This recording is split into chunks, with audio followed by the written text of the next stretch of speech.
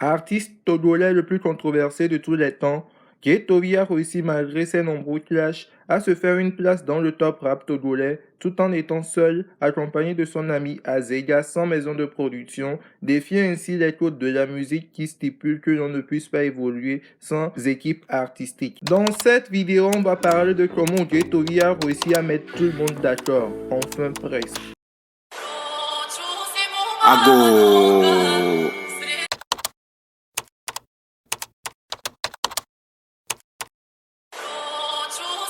Ago. Avant d'être connu par le grand public en fin d'année 2020, Ghettovi faisait déjà de la musique dans son coin et a commencé sa carrière musicale en 2009 sur le son Jamemelio, No Time, en featuring avec des amis. Et de cette période à aujourd'hui, Ghettovi a enchaîné les sorties, comptabilisant plus de 40 sons à son actif disponibles sur YouTube, tout en parcourant tous les registres du hip-hop, dont la drill,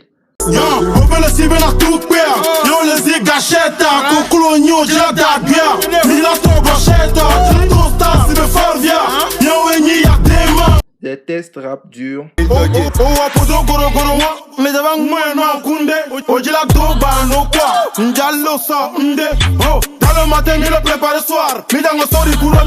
et les clashs lyricales.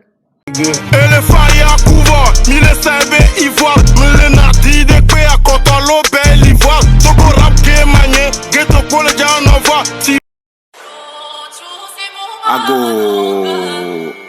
La musique de Ghettovi a une caractéristique principale, qui est le clash, où on l'a vu depuis ses tout débuts être en clash avec la majorité des artistes togolais. Des clashs qui se traduisent par des pics sur les réseaux sociaux, principalement sur TikTok, son réseau de prédilection phare, ou des clashs lyricales, comme on a pu le constater avec Picalosi, où ils se sont enchaînés à tour de rôle des sons clash, entraînant ainsi un engouement autour d'eux. Mais la question que l'on se pose est, est-ce que cette stratégie marche pour lui? Et ma réponse est oui, car comme le fait si bien Booba en France, par des clashs ça et là, draine de l'audience sur ses chansons et permet à ce que l'on parle de lui tous les jours de l'année. Mais le revers de la médaille est que la musique d'aujourd'hui n'est pas seulement de rentrer en studio et de chanter. Il y a une image à soigner derrière. Mais bon, on ne peut pas lui dire de changer, car ça marche déjà pour lui. Tant qu'il ne se haïsse pas dans le game et reste dans l'esprit du hip-hop, c'est bon pour moi.